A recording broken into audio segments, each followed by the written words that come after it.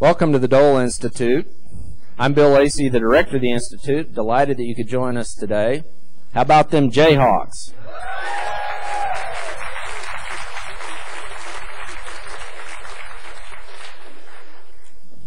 The Dole Lecture is an annual event featuring a prominent figure in the spring around the time of Senator Dole's wounding in Italy. And there is no one better for this timing than our guest today. Now, I'd like to offer a special thank you to a good friend, Scotty Lengelback. Scotty, where are you? Raise your hand here. Sit next to the Chancellor. Scotty appeared in our guest, The Greatest Generation, and she and I have been conspiring to get him here for some time. Now, she persuaded him to join us today, just like she persuaded General Myers to deliver the Dole Lecture last year. So I only have one question. Scotty, who are we going to get for next year? Oh, well, don't want to put any pressure on you. Now, a number of you have asked about the seats that were reserved along this side of Hanson Hall for our friends of the Dole Institute and Student Advisory Board. If you're interested in being part of either of these, please contact us here at the Dole Institute. Now, before we start, let me remind you of a few things. First, please turn off your cell phones. If your cell phone goes off during this program, we'll have to eject you from Hanson Hall. I'm just kidding. We will have a question and answer session after the program. If you have a question, please raise your hand and wait for a microphone to arrive. We'll have microphones available. Please ask only one question, and do ask a question, no statements allowed. Individuals in the Simons room who have questions should line up at the end of the interview at the back of Hanson Hall, and you'll have a chance to ask questions at that point as well. Whoops. Please be aware that a selection of our guests' books will be available in the lobby for purchase after the program. And our guest today will be interviewed by Dr. John Earl, Associate Director of the Dole Institute, who earned this opportunity by standing in so ably during my recent political adventure. Finally, our guest is on a tight timeline today and must depart as the program ends. Please help us accomplish that task. My first personal contact with Tom Brokaw came nearly 20 years ago when I managed the California campaign of President Bush 41. The campaign receptionist buzzed in my office that the NBC anchor was on the phone and wanted to talk to me, a lowly state campaign manager. I spoke to lots of people in the California media and in the national media, but never an anchor, so I was skeptical. Yeah, sure, I said. Tom Brokaw is on the phone, and he wants to talk to me. Well, you know, in fact, it was Tom Brokaw, doing his homework, not content to read what somebody had written in his briefing book. That said a lot to me about the man. I will not even begin to touch all the details about his impressive career, but I do want to share some highlights. He was anchor and managing editor of NBC Nightly News for 21 years. He continues to report as a special correspondent, produce long-form documentaries, and provide expertise during breaking news events for NBC. Tom Brokaw has a distinguished career as a political reporter, covering every presidential election since 1968. He's received numerous awards personally and for his work. He recently published Boom, Voice of the 60s, which will be available for purchase after today's program, and which will be one of the subjects that he will be talking about during his interview. Brokaw's The Greatest Generation is almost singularly responsible for crediting the World War II generation with their unique and amazing set of accomplishments. And as you know, the Dole Institute was designed in large part to help tell that story. We are honored to have him here. Please welcome Tom Brokaw. Welcome, everybody, to the Dole Institute of Politics. And welcome back, Mr. Brokaw, to the Dole Institute of Politics. Good to be here on another balmy spring day in Kansas. I have 4 words for you. Mario Chalmers for president.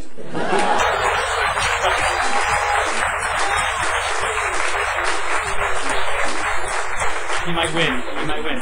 A lot of the people in the audience today were here when you helped us dedicate the Dole Institute in July of 2003.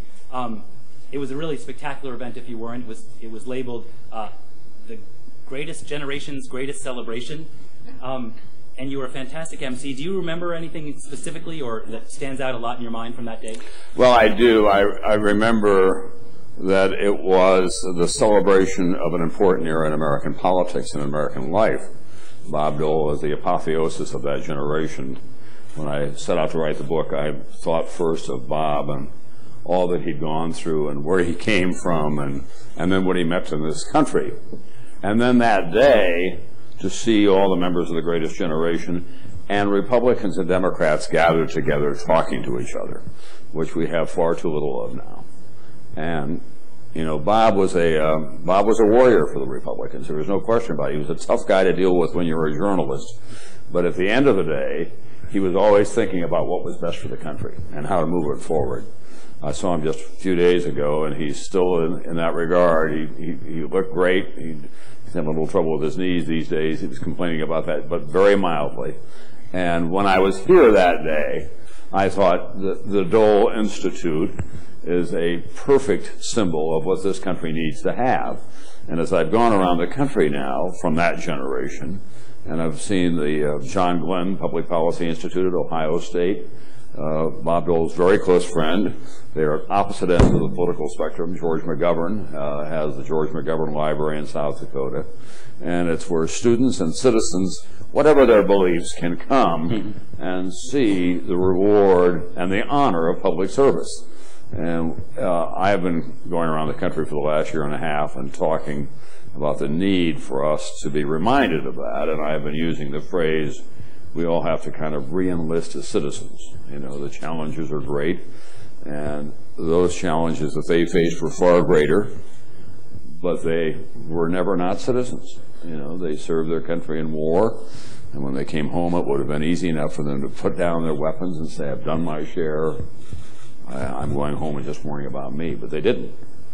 You know, the American Legion sponsored the baseball teams, and the wives and the husbands of that generation in every community ran for the school board, ran for the city council, became the church wardens, got active in their temple, ran for governor, ran for Congress, ran for president of the United States, and they're still out there doing it. So to come to something like the Dole Institute, and then to see that wonderful little Bob Dole museum that you have here, and to see the roots of his life, I think is really inspirational. Oh, I agree.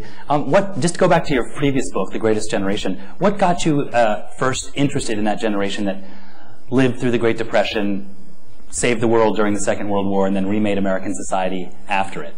Well, I'm a product of it. I was born in 1940. My parents were pure products of the Depression. My dad quit school at the age of 10 to go to work because he came from a very hardscrabble family in northern South Dakota. My mother was a very bright woman and was the daughter of a very bookish but not very successful farmer. They lost everything in the Depression. My parents were married and cobbled together a life in which they always had a dream about doing better for their children. And when the war came along, we went to an army base in southwestern South Dakota. We were fortunate that my dad was then assigned to that base and stayed there for the duration. So my first memories of life are of everyone going off to war, coming home from war, and ammunition being tested. And I just thought we would always be living in a state of war because that's all I knew at age 3, 4, and 5. War comes to an end, and the glory days of the 1950s, especially in this part of the world when all those big public works projects were being built. In South Dakota, they were building big dams on the Missouri River. My dad went to work for the Corps of Engineers, and in every community that we lived in, you know, the town was really run by the members of the Greatest Generation. By then, they were in civilian clothing, and I didn't think a lot about their legacy or what they'd gone through. I always lived with the Depression because it had formed my parents' sensibilities about how they were thrifty, and they worried that it would happen again. And, you know, you'd say the Pledge of Allegiance and join Boy Scouts and do all those things that love of country. And I got to be a journalist, and life turned out pretty well for me. And on the 40th anniversary of D-Day, I went to Normandy to do a big documentary on the 40th anniversary. It was the first time that the country really began to pay attention again to what had happened on that momentous day in 1944. And I thought I'd go to northern France and eat some good food and drink some good wine and have a good time. And we rounded up veterans of D-Day and took them there with us. And I stepped onto the beach at Omaha Beach the first morning with the camera crews around me with 2 veterans who landed in the first wave. And as I've said since then, it was transformational. Right. They looked like the people who had raised me. One of them had earned the Medal of Honor later in the war. The other one had lost both legs. They lived in Pennsylvania and Florida. They talked in hushed tones about what they'd been through and the guys that they'd lost. And I went back to a small cafe, really shaken by what I'd heard in the best sense of the word. And in the cafe was a congressman from Florida by the name of Sam Gibbons, a big raw-boned guy, known as a very tough guy politically. And he came over and introduced himself. I said, I know who you are, Congressman. Why are you here? And he pulled out a little metal cricket that the 82nd Airborne had. Yeah. And he said, I was here 40 years ago.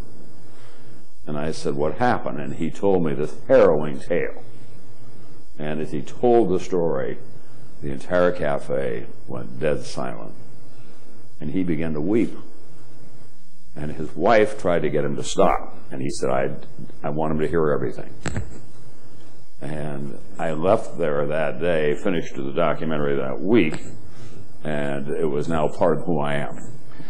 And so I collected these stories kind of informally as I went around the country, started to use them in commencement speeches and other lectures and talk to my friends about it.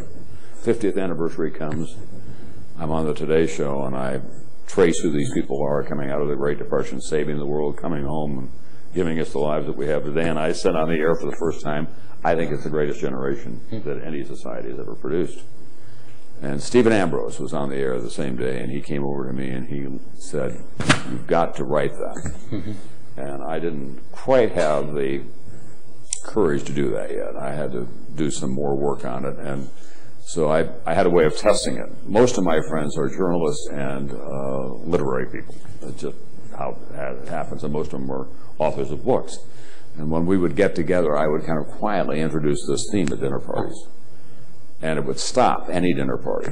And people would then talk about their own lives, what they'd been through, what their parents had been through. And there was this kind of rising level of encouragement. And so I decided I would write the book. And I really wrote it as a thank you note to members of that generation and to my parents and all their friends. And I was not prepared, frankly, for the response. It's the largest selling nonfiction book in the history of Random House. There's not a week, or in most cases not a day that goes by that I don't hear from somebody in person or by mail about how it's touched their lives. And the most gratifying part of it for me has been the effect on the baby boomers, the children of that generation. Twice in the last 2 months, young women have come up to me, seem younger to me now, they're in their late 40s, and they have said to me with tears in their eyes, until I read your book, I was estranged from my father. We couldn't communicate. He had a different view of the world than I do, and I rejected his view of the world. And we just didn't talk until I read your book. And thank God I read it and went home and made an effort to get to know my dad for the first time and learned what he had gone through.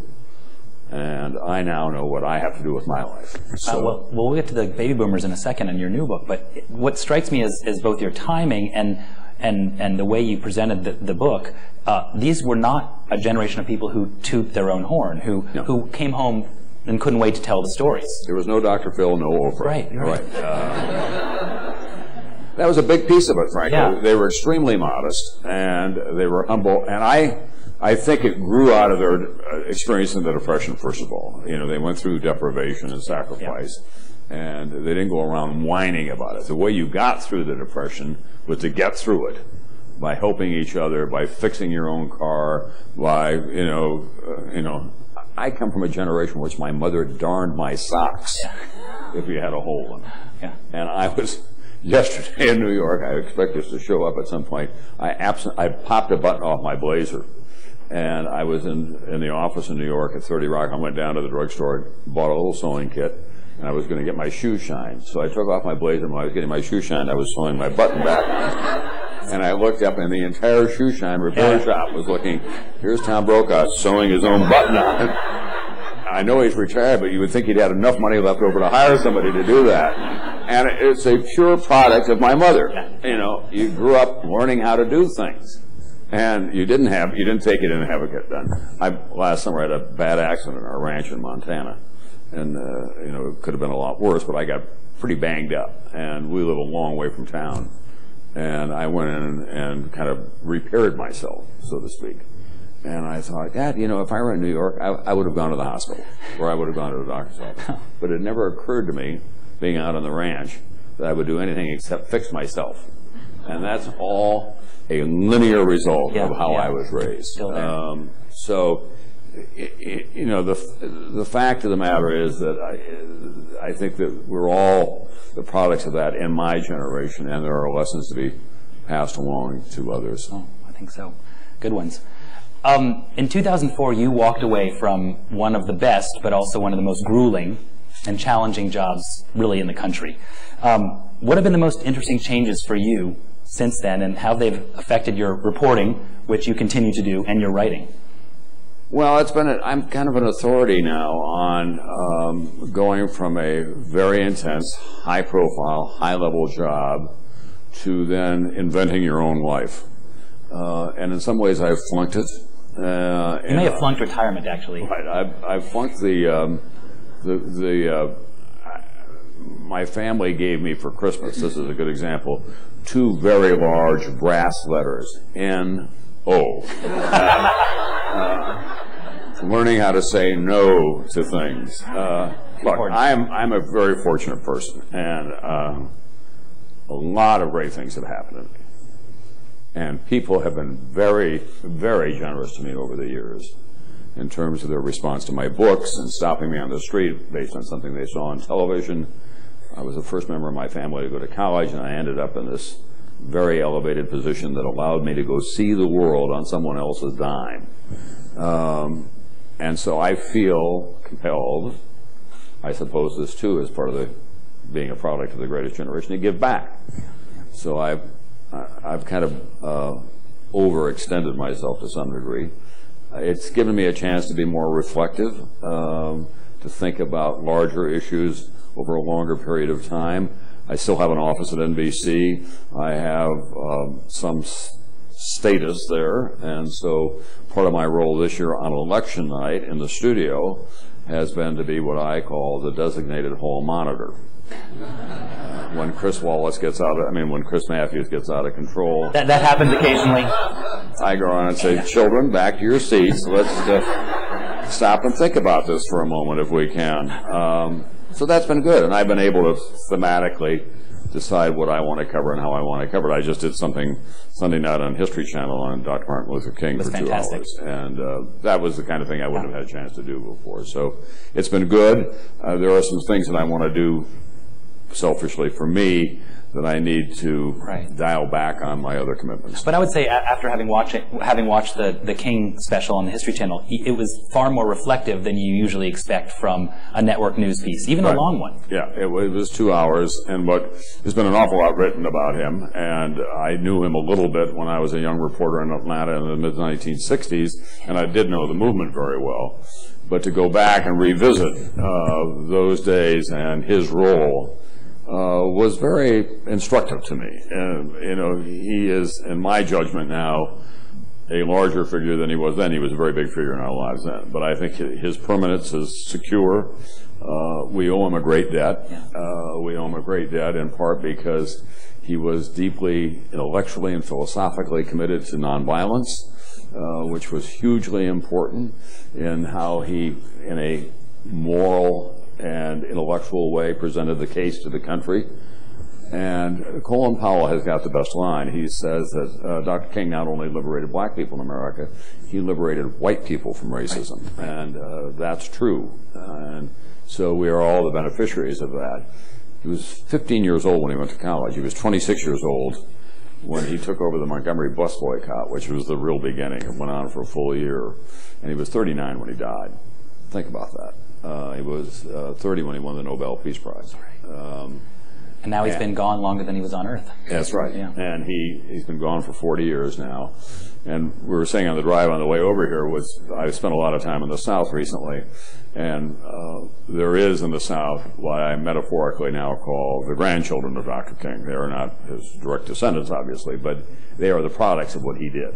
And if you go to any southern state these days, there is a real rising tide of black professionals, lawyers, doctors, school administrators, legislators, the district attorneys, police chiefs, and they all came out of, there were two things that were important to Dr. King's success.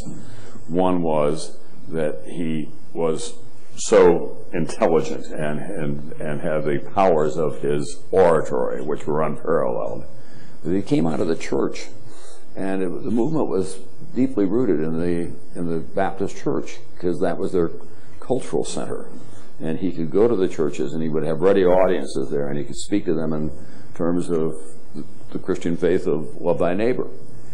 And the other part of it was that there was a very strong black family culture in those days. There were nuclear families, and they then invested themselves in the movement as well, and their offspring, their direct descendants, are repeating that. You know, we often hear, and there are a lot of things that are going wrong. We've got real issues to deal with in America, no question about that, across the racial spectrum in terms of what's happened to the families, not just the black families, but what's happening in poor white families in other places. But there is this core that's going to have a profound impact on this country that is growing up now, not just in the South, but in urban America as well. My favorite story about the transition from when I was a young reporter in the South and now is that I go back to Ole Miss from time to time because one of my contemporaries that I knew as a journalist had left Ole Miss, fourth generation Mississippian, and was estranged from the school because of race policies. He was an enlightened and tolerant guy. He's now going back to teach there because they've changed so much. And I was down visiting him last fall, and in the course of the afternoon with him, he introduced me to his very best student. And she was this attractive young woman, and I said, what are you going to do next? She said, I'm going to graduate school. And I said, well, where are you going? She said, I would only go to Ole Miss. It's family. And just then her mother came over and said, we met yesterday in Memphis, Mr. Brokaw. Do you remember me? And I said, oh, I remember you very well. You're the president of the Ole Miss Alumni Association. And she said, that's right, I am. It was an African-American mother and her daughter that I was talking to. That is a huge change. And you know, and we should all welcome that and think about that and try to build on that, because in Mississippi and those other places where they've lived in with race in a different way than the rest of the country, they are trying to find ways to build on it in a more positive fashion. Yeah. You are a son of the Great Plains, born and raised in South Dakota, and your first journalism job, as you mentioned in the book and in your autobiography, was a TV job in Omaha. How did your origins, geographic, we've already talked about generational, affect your perspective on the 1960s? And I want to get into the new book then, because you didn't cover Haight-Ashbury like Joan Didion. You weren't in New York City growing up and in the village. No, well, it had an interesting impact on me. As a product of the Great Plains, and I am still that in terms of my work ethic. And when people say to me, you know, what was it like growing up in Yankton, South Dakota, where I went to high school? And I say, well, you know, one of the things is that you always had to earn your way. That, you know, you couldn't talk your way into something, and I was a pretty good talker. But you were measured on merit. You know, you could either do it or not do it. And if you began to stray, if you kept it from your parents, there was somebody in town who would pull your chain pretty hard, you know, and kind of get back in line here. And those people were all very helpful to me. And when I go around the world, I say to this day, if I'll be in Beijing again before too long, but when I've been reporting from China or Iraq or Afghanistan and Pakistan, I'm always thinking, do they get this in Sioux Falls and in Lawrence, and is this important to them in Wichita? You know, I'm thinking about the heartland and the impact on it, and it's been very, very helpful to me as a journalist to have those kinds of roots. Now, when it came to the 60s, I was also adventurous. I wanted to get on beyond the Great Plains. I wanted to know what life was like out there. So, you know, we moved to California in 1966. My wife and I did. Our first daughter had been born then, and then we had one in 68, 1970. We were at the center of gravity for the counterculture living in California. We had a very nuclear family, and we had our traditional upbringing. So, as I've said, we were kind of weekend pretend hippies. You know, we'd put on bell-bottom trousers and peasant shirts and take our kids out to the Renaissance Fair, where we had a friend who was a potter, and he was a real hippie, and the kids would throw pots with him, and we would cheer it on and all that. And then on Sunday night, we would go back and put that away for the next week, and I'd put on my narrow tie and a button-down shirt and go to work the next day. Yeah. So having the grounding that I did was very helpful to give me a kind of perspective about what we were going through. And, you know, you can't in a uniform way condemn the 60s, but what you have to do is have a kind of what I call a critical focus on the 60s. Look at what's worth keeping, and then look at what we should be discarding. We're still arguing about the 60s in a way that's kind of counterproductive. Well, one of your main arguments in the book is that the 1960s gave rise to a new, more polarizing, more bitter politics. We're in an institute of politics. Are we still grappling with these decisions made by politicians and their surrogates 40 years ago? One of the things that the 60s did was demonstrate to people, a phrase that came out of the feminist movement actually was, the personal is political. So if it's personally important to you, you can organize it politically. And the women's movement was an example of that. The civil rights movement before that, but the civil rights movement transcended just race. So then every organization or every interest learned how to organize politically.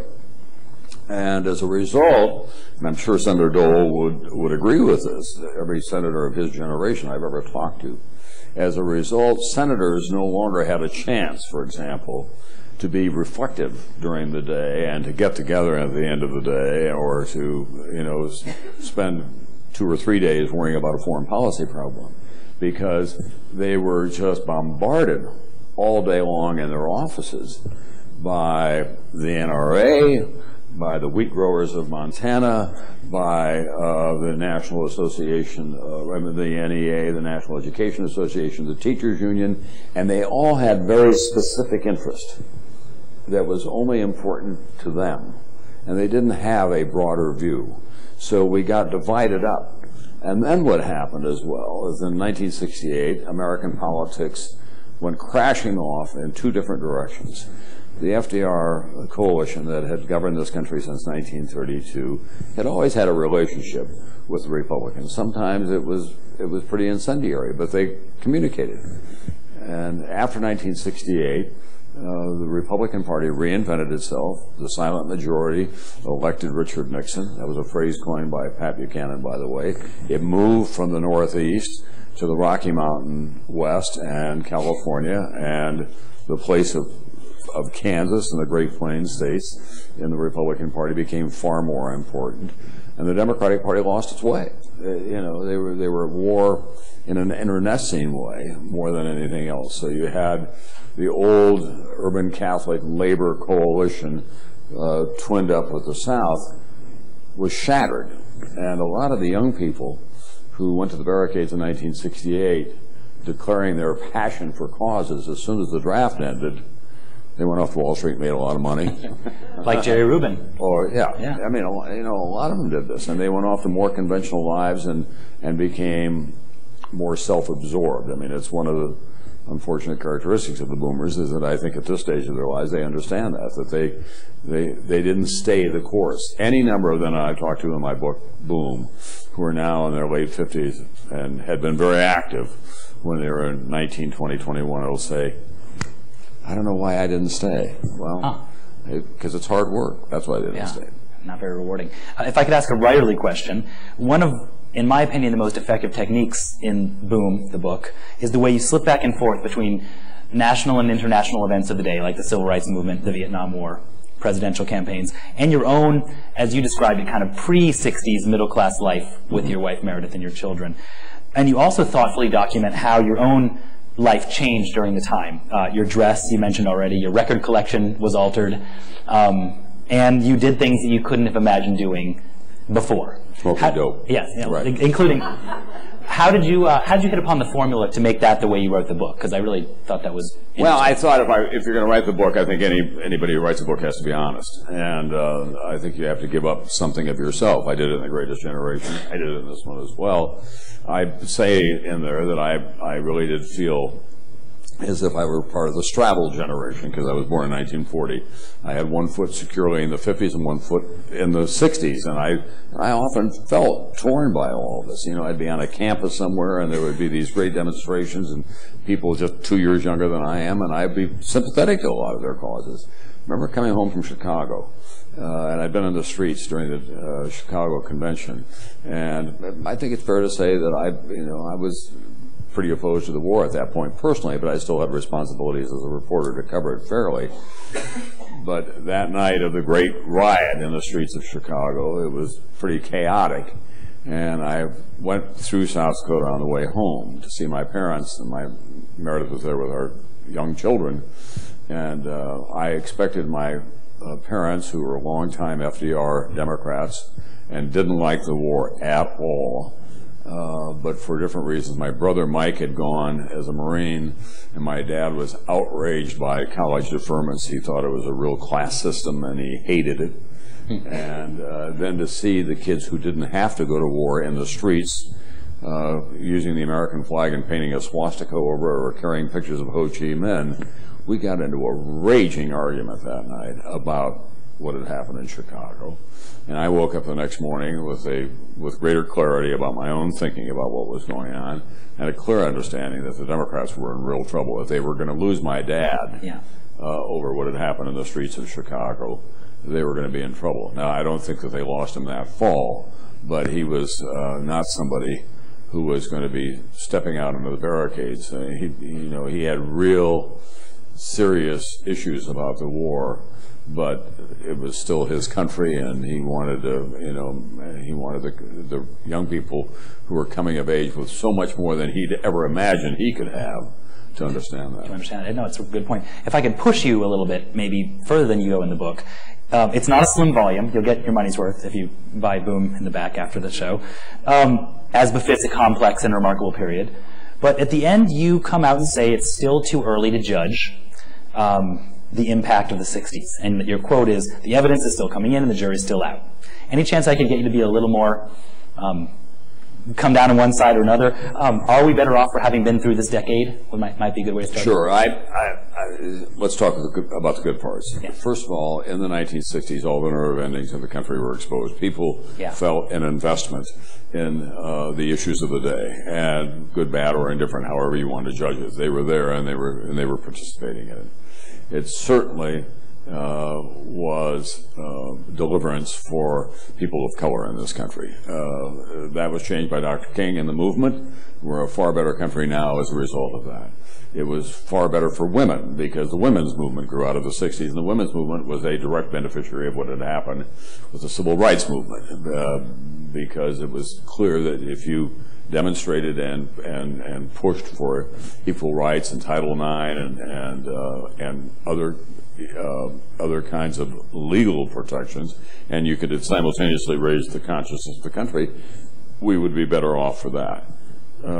The downside is that we did get polarized, and that people did become selfish, and that there was this kind of mocking of traditional values, which troubles me to this day.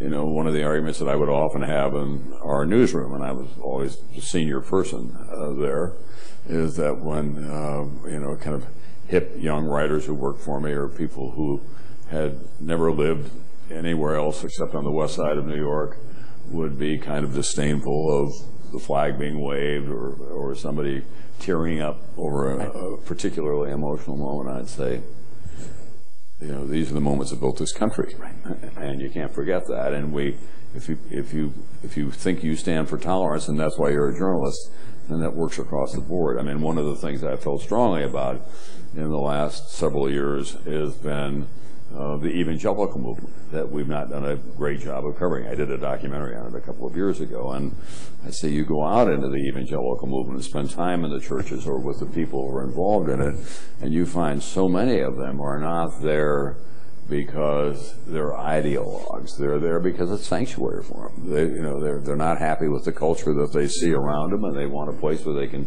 take their children on Sundays and have common values play out.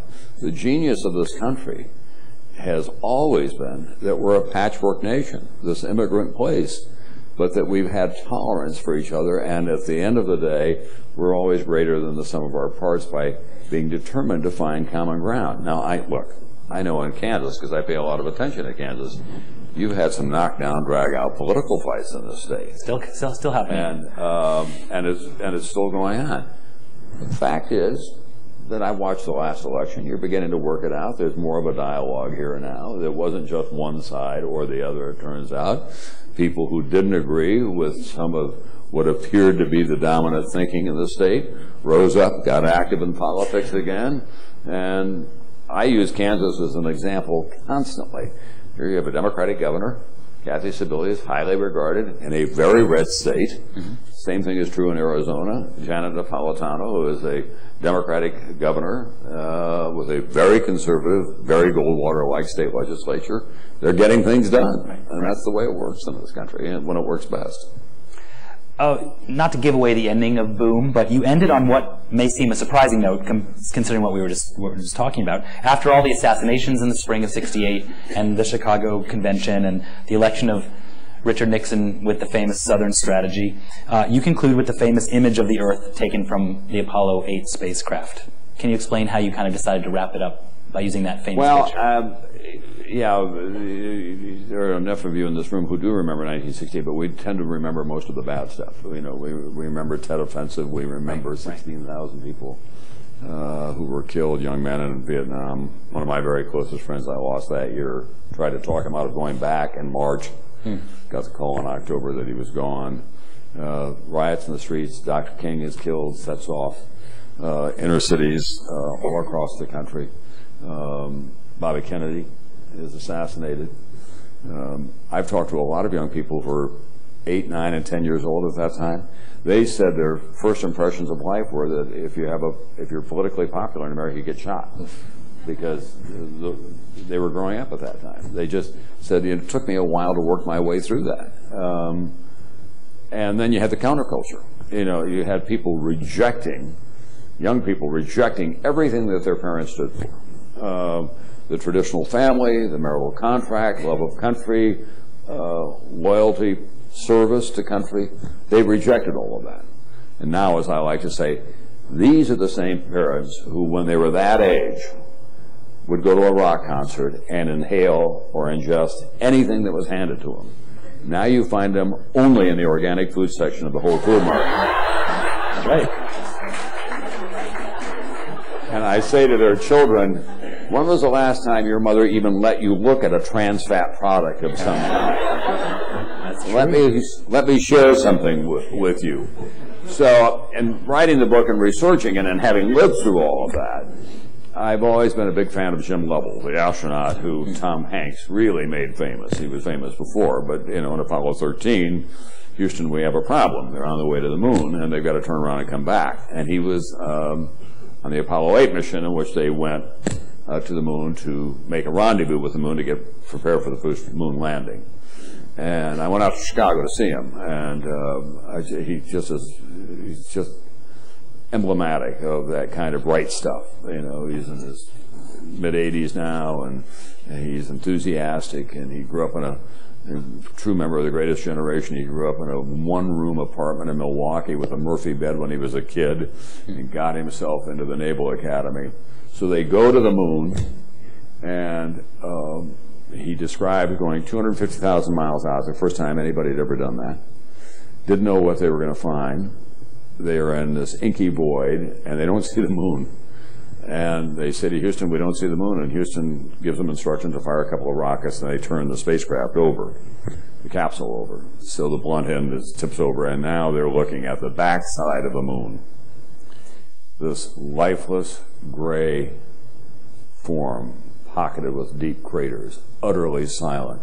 And they're drifting by it. Think of the drama of that. First time mankind has ever seen the backside of the moon. Their faces are up against the portholes. They dropped all their paperwork and they've forgotten their flight plan. And as they drift on the backside of the moon and emerge, something catches their eye in the far distance. In this utter void, there's this beautiful, small orb with delicate white clouds, deep blue of the oceans, rush brown of the arid areas, rich green of the rainforest, and the sparkling white of the ice caps, and it's Earth. And NASA had not prepared them for that because nobody had ever seen it from that distance before. And so it was a true revelation to these three astronauts. And it was at that time that Lovell did that famous gesture of putting his thumb up. And he could hide the entire Earth behind his thumb from that distance. And he said it gave him perspective that has never left him. That we're all on this spaceship together. And we better find a way to get along. And so when they came back, there was this outpouring of gratitude from people saying, thank God the year ends on that note. Yeah. Now, before they came back, on Christmas Eve, they read from Genesis.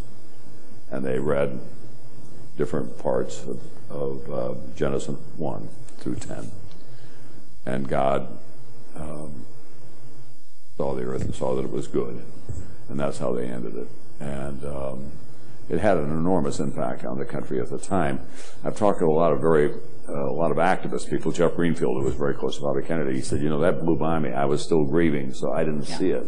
But a lot of other people were longing for something that they could attach themselves to. And then Stuart Brand, who was an intellectual hippie, he was the inventor of the Whole Earth Catalog, some of you may remember, and he still is very experimental with new time dimensions and other things. A really bright guy. And he had published a Whole Earth Catalog. He put that image on the back. And he had a simple caption. And it was, we can't put it together, it is together. Because there was this whole discussion about get it together. And he said, when I asked him about what that means 4 years later, he said, it's what unites us, it's not what divides us that counts most of all. And I would hope that that would kind of become the legacy of the 60s, that we went through a time of some necessary turbulence. I mean, black people had a right to go to the streets, and and women had a right to demand greater rights. And we needed to examine what our government was telling us about things like Vietnam, and we needed to hold people more accountable. But the pendulum swung too far, and now we need to work harder at getting back into the middle again. Oh, that's great. A couple questions about the current political scene and the media scene, and then I'm going to turn it over to these folks to ask you questions. I've been wanting to ask you this for a month. On the day of the Ohio primary and the Texas two-step primary/caucus, you reported on NBC, which I'm hooked on for these elections, that there were 50 superdelegates about to go public with support for Senator Obama. In other words, it would kind of say they were about to. Oh, you didn't? Okay. This would have driven maybe a stake into the heart of Senator Clinton's campaign. Right. The things turned out maybe differently than we thought they were turning out, and it didn't happen that way. So what's going on? Actually, I talked to that source yesterday. It was a very, very good source, and a lot of people were a little nervous about it. What I said on the air was I talked to a very senior Obama person. They have 50 superdelegates who have committed to them, but they're not prepared to go public yet, and the Obama people are trying to decide how to roll them out. And we have been seeing that since then, like a trickle. No, well, some of them have come kind of one at a time. And I talked to that person again yesterday, and he said the process has kind of stalled for him. And now my own strong feeling about all this is that I think it's mathematically very hard for Senator Clinton to win, if you want to know what I believe. I think it is hard for her to put the formula together where she can win the nomination and win it in a way that the party rallies behind her. Because the only way she can win it, it appears now, is by getting all the superdelegates, or most of them, to go for her. And that could create a real schism in the party. Simultaneously, I feel very strongly that she should continue to run, and for three different reasons. One is that everyone agreed at the beginning of this process that we would have a calendar, and the calendar would go all the way to June, and states have made arrangements to have a vote, and that people want to make the vote.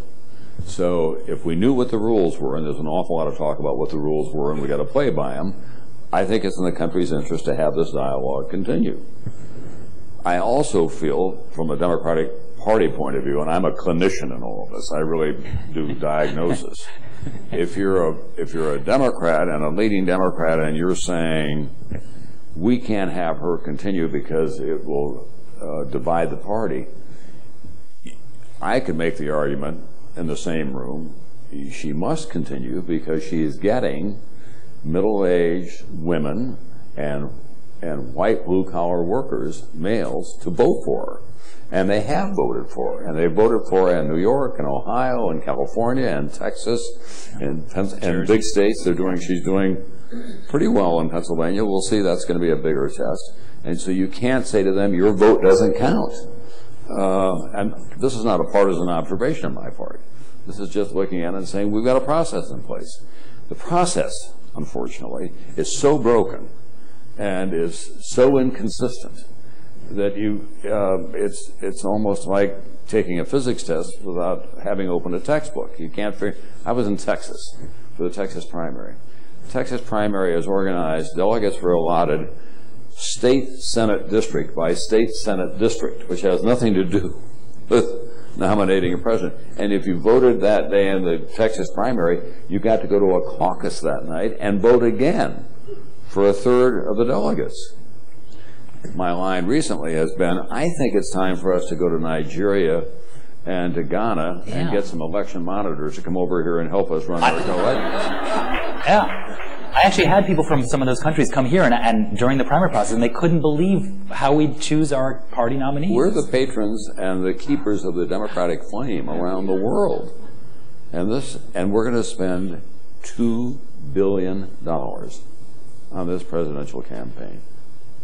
$2 billion. Now, people don't give that kind of money just out of the goodness of their heart. Yeah. They have something in mind that they want back for it. And we really have to re-examine this whole process. One last one from me. You sat in the anchor's chair during what might well have been the last hurrah of the network news, the kind of the high point. What's going to happen? In the near future, is everyone going to watch their own newscast or pick whether they're going to watch Arianna Huffington or Hugh Hewitt or Jon Stewart? I'm just a little concerned. We're all struggling with that, and the newspaper people are struggling with it as much as we are.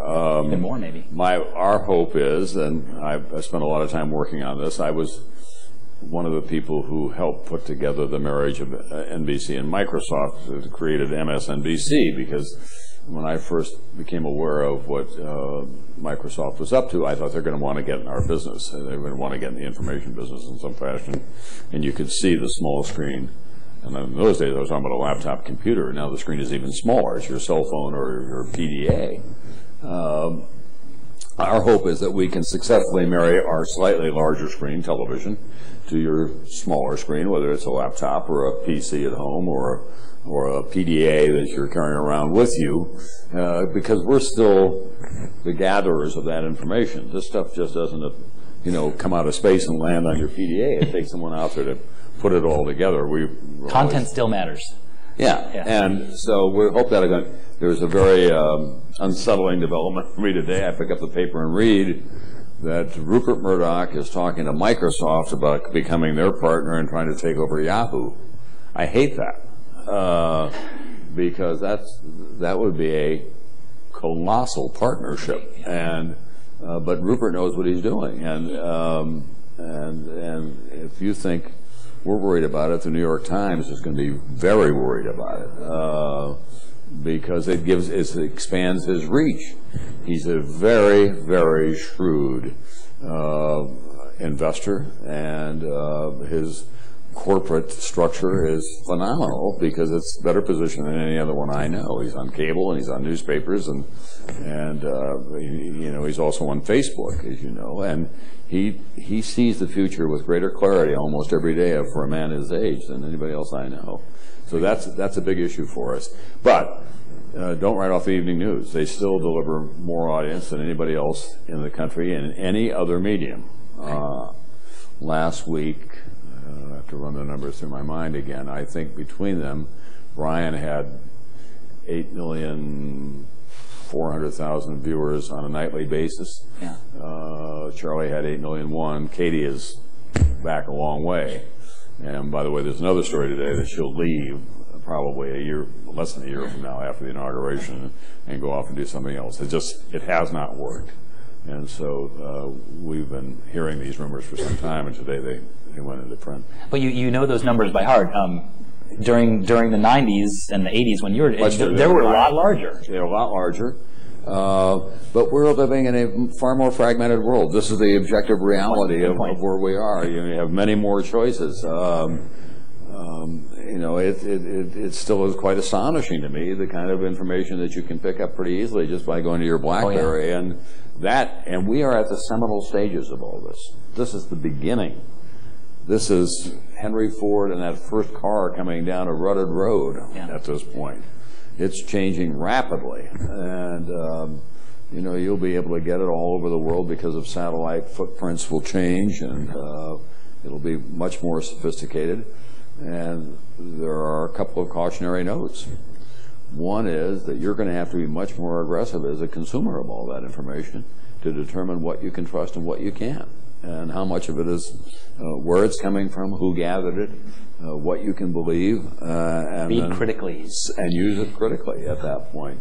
In our business, we have to be careful that we don't get stampeded just because something comes in over the transom or pops up on the internet or shows up somewhere on Drudge or on the Huffington Post. Right. You know, it still requires professional people to go through and check it, get an order, and figure out whether it has meaning or has real value. Mr. Brokaw has kindly offered to answer some questions from the audience. If you have a question for Mr. Brokaw, I believe we've already gone through this. Raise your hand. One of our student volunteers who are coming out of that door will bring you a handheld mic.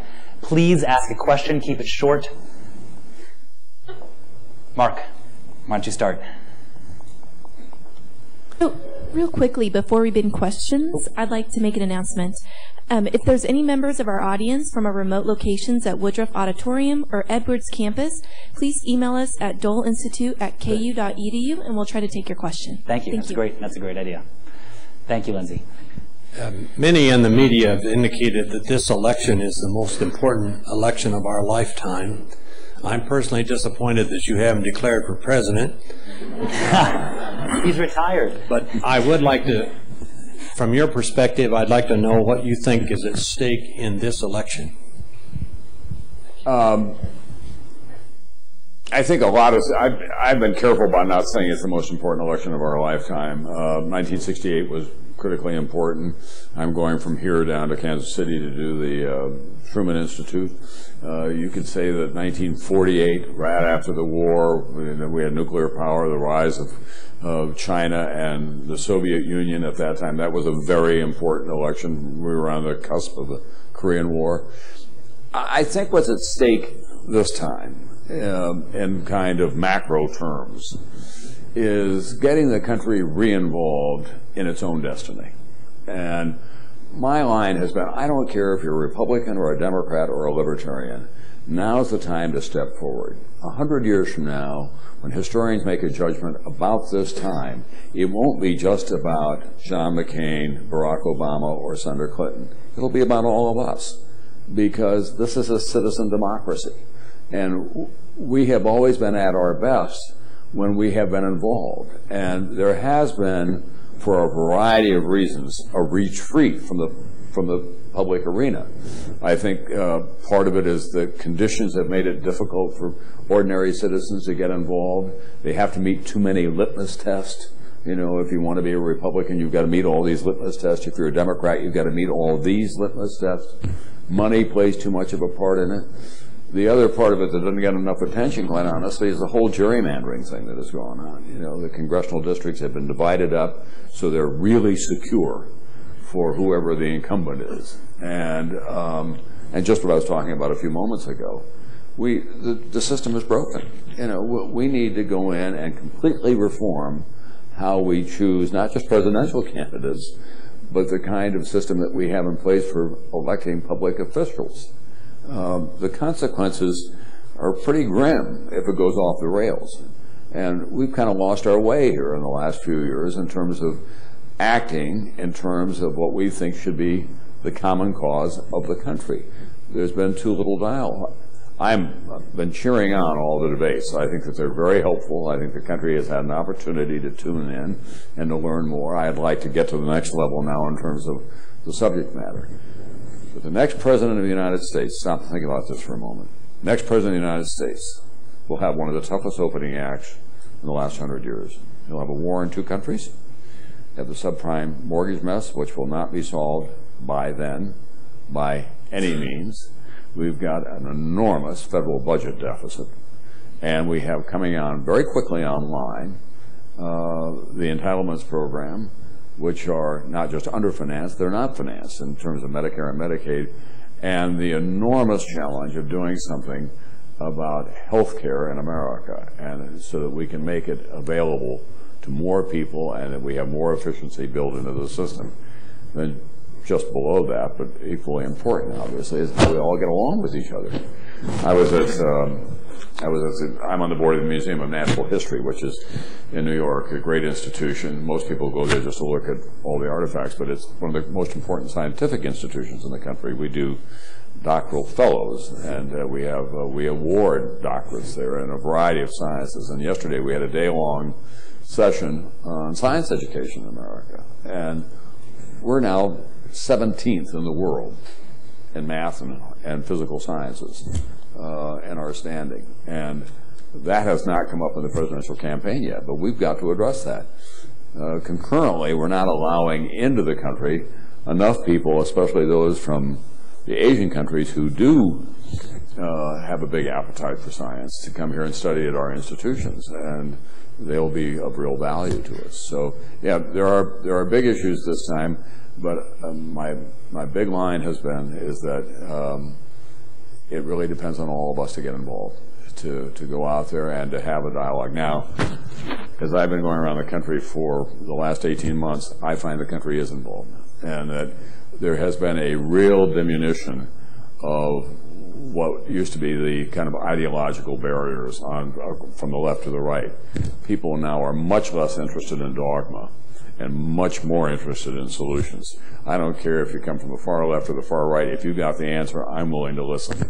And I think we need to get back to that. And it's happening in the States. It happens here in Kansas. It's happening in Montana, where I spend a lot of time. Around the country, some of the most innovative solutions that I've seen have come from the ground up and from the states working it out, because, in part, because citizens then have, their public officials are accessible and within reach. You know, the state legislator has to come home and walk down Main Street, and you have access to them. But we don't feel that way about our federal officials. Rich Daley, who is the youngest son of the celebrated old mayor of Chicago, will now next year be in office longer than his dad was, which I find hard to believe. Yeah. He may be the best mayor in the country. We take a lot of pride in Mike Bloomberg and the job that he's done for New York, but Rich has been at it longer. And he says, this is a guy who grew up in the traditional Democratic Party. He said, you can't ask a citizen what the federal government has done for them recently and getting a good answer. You know, it's really being done at the state level, and it's being done at the city level. And where we have problems is where the federal government gets in the way of us. But we're not going to eliminate the federal system, nor should we. So we have to repair it, and we're the ones who can do it. Clarissa, you have a question here? Yes, as you provide your public commentary regarding the current race, other than the obvious characteristics such as a woman being a formidable candidate or a biracial gentleman being a formidable candidate, what other aspects do you find to be particularly compelling or unique about this particular contest? Well, to be perfectly candid, part of my problem with Ben is that there's too much commentary and too little coverage. There's too many people who are sharing their judgment. And too little pressing of the candidates on substantive issues. We just talked about education. You have heard almost nothing about education in the course of this campaign, because it all gets quickly reduced to tactics and strategy and who made the last blooper. And a lot of the coverage gets reduced to gotcha. You know, I caught him on one little phrase here. Senator Clinton made a big mistake in the Tuzla episode, for example. When she said, you know, we were under sniper fire and we had to run across the tarmac. But then I've talked to people on the airplane, and even Andrea Mitchell said, you know, we were told to sit on our flak jackets coming in. I had been in there 6 weeks earlier. It was not hostile country, but there was a lot of nervousness when we were trying to land because it had been a war zone before too long. Now, we didn't run across the tarmac. We were able to get off. So, but that got blown out of kind of a wild proportion. Senator Obama has had his own issues with his minister, for example, in which he had to make the big speech. And that becomes the whole concentration for not just a news cycle, but for 3 weeks at a time. And we need to get back to, what are you going to do? One of the things I've been saying about the Obama campaign, it seems to me that he has to move from yes we can to here's how before too long. And I think that Senator Clinton is going to have to be, he's going to have to change her tone a little bit in terms of how she goes out and runs against Senator Obama and elevate it. The beneficiary of all this at the moment is John McCain, you know, because he's out there raising money and calling in people and thinking about what he's going to do in the fall. I believe Lindsay has an email from either Woodruff Auditorium or Edwards campus. Yes, this is from Elaine Hood. She says, I am 200 pages into Boom and loving every word, and I convinced my book club to read it as well. Which perspectives took you most by surprise?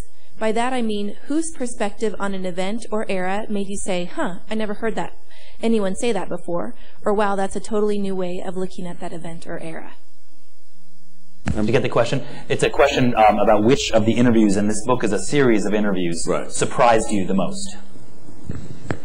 Well, I guess what I was surprised by the most were the young activists who, in their middle to late middle years, now are feeling some guilt that they abandoned their cause and didn't stay in the arena, and a recognition that one of them said to me, you know, he said, I never learned anything from an adult except from Martin Luther King about organization, because the adults didn't step forward and say, wait a minute, you're going way too far here. There was too much enabling that was going on.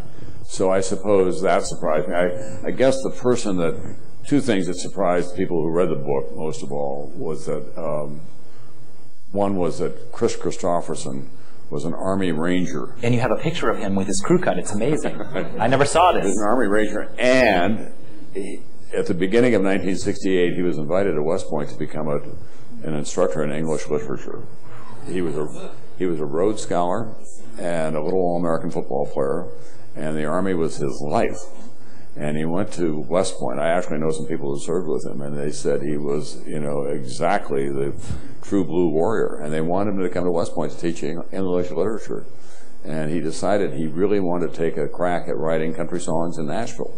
So he got a job in Nashville as a janitor, and he flew helicopters to the Gulf on weekends to the oil platforms resupplying them. He had working for a private contractor. That was the beginning of 1968. By the end of 1968, he was the Chris Christopherson that we know today. So that was a pretty big switch for a lot of people. Oh, that's great. We have one right here in the front.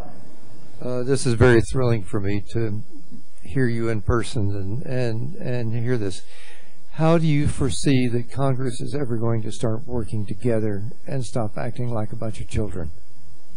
Well, I think the message from the country is so clear this time that they'll get it. Now, one of the concerns will be, I believe, is that I'm going back and putting my clinical hat on again here. If you have a big sweep this fall, the Democrats dominate in both chambers, it's going to take some very wise people for them to say, let's get some perspective this time. The Republicans this time are in trouble because they allowed the same hubris that the Democrats that helped destroy the Democrats in '68 have taken over the Republicans. You know, they believed that they were going to be there forever. And Newt Gingrich, of all people, Newt Gingrich is more critical of the Republicans than almost anyone else I know. And he says, he's got this line, he said, the Democrats know what needs to be done, they don't have the courage to do it. Republicans don't even know what needs to be done, but they're the ones who could get it done. That's a pretty good summary of where we are that's a mess. In the country. And that's why we have gridlock. And he made a very good speech the other day, Gingrich did, in response to Senator Obama's speech on race in America. Called it a courageous speech, acknowledge that there is continuing racial injustice and economic injustice in this country, and it's time for the Republican Party to acknowledge that and to begin to deal with it and to find new ways of dealing with it. And then he took on Senator Obama's plan for dealing with it. But he engaged it in the proper way. He put it on a kind of higher plane and said, look, if we're going to move forward here as a country, we've got to find ways of dealing with this. Politicians are mostly interested in survival. And so if you make that the test for them, they'll begin to get it. But it also takes enlightened leadership to move it forward. The great thing about the man that we honor here today, Bob Dole, I remember going down when he had a bunch of red meat warriors, on the Republican side. And every year at the State of the Union address, Senator Dole would have a luncheon for Dan and Peter and me and Jim Lehrer and the other people who would be covering the speech that night. And we'd go in there, and Bob Dole's kind of the young tigers that he had there on the Republican side, Santorum and Nichols from Oklahoma, they would be rattling the cage coming after us. You guys aren't doing the job of covering this, and you've got to get better at this. And Bob would kind of point him, and I said, well, we got a place in this as well. It kind of depends on us. And he'd keep things moving forward. There's very little of that leadership anymore. I have a number of friends, including Bob and Senator Simpson and Bob Kerry and Chuck Hagel, who's now leaving, and Sam Nunn. These are Democrats and Republicans that I've grown up with and covered. These are really distinguished public servants, and they all left the Senate because of the climate. And that's heartbreaking to me. It used to be called the greatest club in the world. You could go there and find people who wanted to move the country forward. And now it's just polarized. And we have to send a signal. Again, it doesn't make any difference if you're Republican, Democrat, or Libertarian. That ought to be a test. What kind of an attitude are you going to have when you get there? We've had an awful lot of people who've been serving on both sides of the aisle, who've been much more interested in assassination in a political sense than they have in moving the country forward. Mark, you have one straight up the aisle, I believe. Oh, actually. No? I lost her. Okay, close. Oh, I'm sorry. I'm 2 rows back. Thanks. Be right there. Mr. Brokaw, I lived in Germany when the Berlin Wall went up, and I understand you were there when the Berlin Wall came down. Could you please briefly expound on your emotions when that happened? Well, it was one of the highlights of my career. And let me just say, parenthetically here, if I can, people often ask me, what are the toughest moments or the biggest stories you've ever covered? The single toughest week I ever had began with 9/11. We were out there without a net, not knowing what was going to happen next. And it took everything I knew as a journalist and as a human being and as a father and as a citizen to get through that week. But in the course of my career, I think, historians will look back on our time and say, the most consequential event of the greatest magnitude was the collapse of communism. The Soviet Union collapsed of its own weight with some help from us, obviously, in a way that we didn't expect it. And one of the more symbolic moments, obviously, was the collapse of the Berlin Wall. I'd like to tell you that I was in Berlin that night because I knew it was going to happen. That's not quite the case. On the Monday of that week, there was not much going on in this country. Things were beginning to bubble up on the East. So one of my colleagues, who was a foreign editor at NBC, said, maybe you should go to Berlin. And I thought about it, well, that makes sense. You can get a late flight out of New York. I'd be in Berlin the next day in time for the newscast. What could go wrong? So I went over there, and for the first time they let us broadcast from the eastern side, not live, but to do some reporting from there, and came back, and I made arrangements to interview a man by the name of Günter Schabowski, who was the propaganda chief of the East. And then Wednesday night now comes, and things are still just kind of percolating. And at late in the afternoon Berlin time, Schabowski has a news conference, and he's fencing with the East German and other Western journalists who've gathered there. But he's still stonewalling all of us. And then at the very end of the news conference, sitting on a stage like this, somebody hands him a piece of paper. He looks over his glasses and he said, the Politburo of the GDF has decided that all citizens can now leave and return through any of the exits in the wall. They had only been allowed to go out through one into Czechoslovakia before that. And what he was saying effectively is that the wall is down. And it was like something had arrived from Mars. Everybody in the room sat up, realizing what he had said. I had a German camera crew that worked for NBC forever, and they were totally startled. And he gets up and leaves the stage after saying that. I had an interview arranged with him. So I rushed upstairs and took the camera crew with me, and I'm telling you this in some detail because it shows you how great events sometimes unfold. He got his glasses out, and I said, read that again for me on camera, and we have to talk about that. And then he read it again. I said, that means any citizen in your country can now come and go wherever he or she wants to go when they want to? Yes, that's what it means. And it was being broadcast at the same time out over East Germany. So I rushed downstairs to collect some of my newspaper pals from America there, and they're reading all this because we couldn't believe it. And I said, it's true. I've got him on camera saying it just played out. Go back through Checkpoint Charlie. The guard is completely confused because he's seen all this. Go back, call New York. I'm the only correspondent in Berlin. You pray for these once in your lifetime. Who has live satellite capability that night. Dan and Peter are back in New York. The BBC's not there. We've got the only path out of there. We're at the Brandenburg Gate. We make arrangements to get a camera up on a crane so they can see everything. I rush out there and get up on the platform about a half an hour before we're to begin. It's chaos in New York, as you might expect. There have been bulletins all day long about this is happening. And the West German students have jumped up on top of the wall, and they're yelling at the East German students on the other side, come on over. And everybody was kind of immobilized at that point, and the guards don't know what to do, so they get out, the East German guards get out the water hose, and they start spraying the kids, and most of them get off, with the exception of one, who stood there in a leather jacket, arms outstretched back to the East German guards, big grin on his face, and they can't spray him off.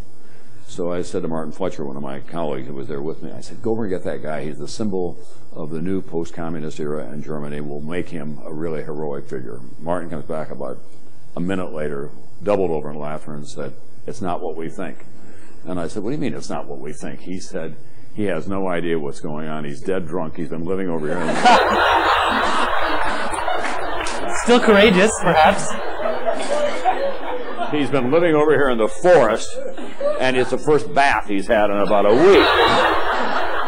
So it was so chaotic that I said to the producers in New York with about 2 minutes to go, forget any script that we've written. You're just going to have to stay with me through all of this. And they did. And they did, and went through. We were on in the air until 4 o'clock in the morning. I went back a year later to see Schabowski, and he said, and he freely acknowledges, he said, we were living in such an unreal world that we had no idea that what we were saying. He said, we thought they would all go out and come home immediately.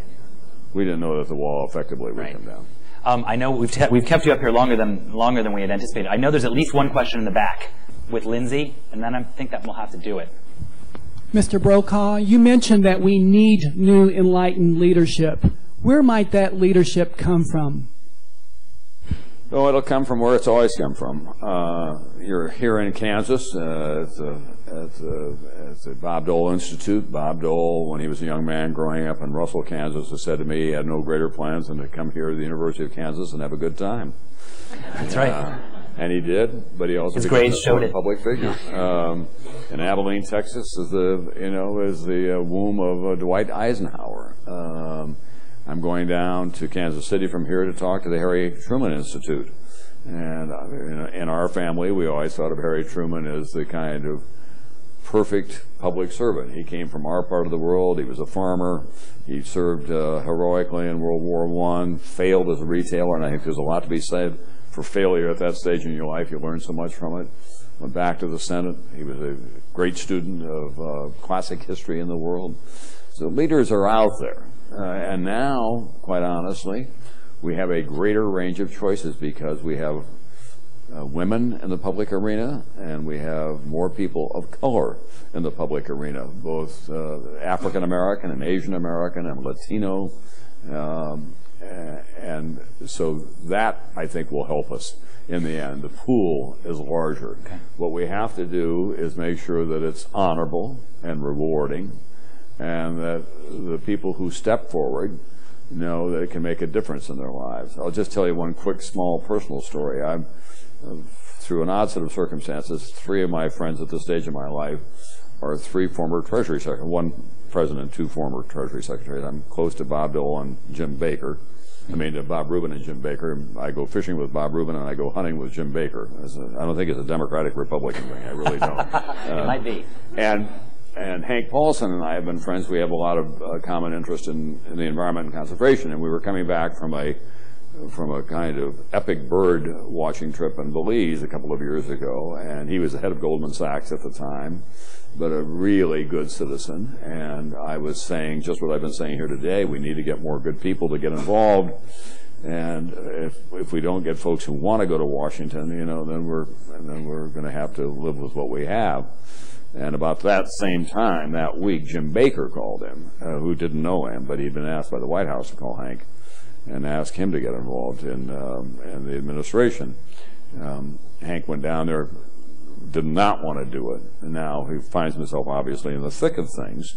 A very difficult time for him, but he's completely energized by it. He said it's the most rewarding time he's ever had in his life, and it's exhausting. There's a little bit of a pay cut. Yeah, and he doesn't know how it's going to turn out at the end of the day, but he's glad he's gone. And he's not, he was kind of a partisan neutral. He was neither Republican nor Democrat. He was a guy who was interested in getting things done. But he's thrown himself into the idea of public service. And he didn't need to do that. He had a lot of money. He was at the end of his career at Goldman Sachs, and he had a lot of other interests. And thank God he's a man who has great contacts in China and still has a lot of contacts on the street, and he can pick up the phone and get a hold of people. But most of all, folks think, whether they agree with his policies or not, that he's got great integrity. And we need to have more of that. I've been told there's one more in the back. Can we make it a very quick one? And this is it. Sir, you're assessing comments on our current President Bush in terms of historical perspective. That's an easy one. I think we ought to wait for historical perspective. It comes as no surprise to the people in his administration that it doesn't look very good right now on a lot of different fronts. Look, his presidency is going to be measured by what happens in Iraq, and he knows that. And he thinks that he'll actually get good marks at the end of 20 years. He thinks that we'll have a stable government there and that we'll have changed the complexion of the Middle East. But his whole administration will be, to one degree or another, determined by what happens in Iraq, because the radiant effect of Iraq is where do we stand in the world, how do other countries see us, and that's all a piece of it as well, and the enormous cost of the war in lives and also in treasure. We've spent so much money, and it's hurting in a lot of ways what the federal fiscal situation is. So Iraq is going to be how he will be judged, and it's at this point too early to know how that's going to turn out. We'll know far better in 10, 20 years from now. Harry Truman, from next door, went out of office on a very low note, and now gets big marks as a president who was decisive and made the right calls at the right time. If you were to project forward, it's hard to see how this president is going to make a huge recovery. I think we don't have a mic. I'd just like to thank you once again. Scotty, thank you. I also would like to end on a little lighter note. I'd like you to tell them all the hard job you're heading into after you leave Kansas City. Yeah. This is Scotty Lingleback, who's a member of the Greatest Generation. Who really helped us get Mr. Brokaw here. She knows more about my life than... Well, I've been working far harder than I intended to on a lot of different things, but then I got a great call last week. And when I said earlier that I'm a very fortunate person, this was a great call. I'm not much of a golfer, but I kind of like the game. I play with my son-in-law a lot, and I'm intrigued by it. And I'm a big event person. I love going to Super Bowls and World Series and the NC2. I wasn't there the other night, but I was there on television. But I've been at the championships when, you won't be happy about this, but my daughter was at Duke when they won. So I love big events and the idea of them. And I got a call last week from my friend Dan Jenkins, who is the writer of Semi-Tough and all those great books. And he is the senior editor, golf editor for Golf Digest at the Masters. And they have a tradition at Golf Digest of bringing in somebody as their guest for 3 days, and then you end up writing an essay. So I'm going tomorrow morning to Augusta, where they'll give me all their credentials, and then at the end of 3 days I'll be writing about that. I'm hoping that maybe Tiger will come over and say, what do you think, does the grip look okay to you? I'm not sure it's going to happen. I'll be so lucky. Well, enjoy your time in Augusta. Thank you so much for your time, Mr. Brokaw.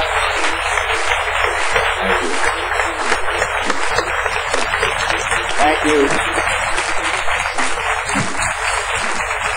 Nice job. Thanks. Absolutely. Oh, good.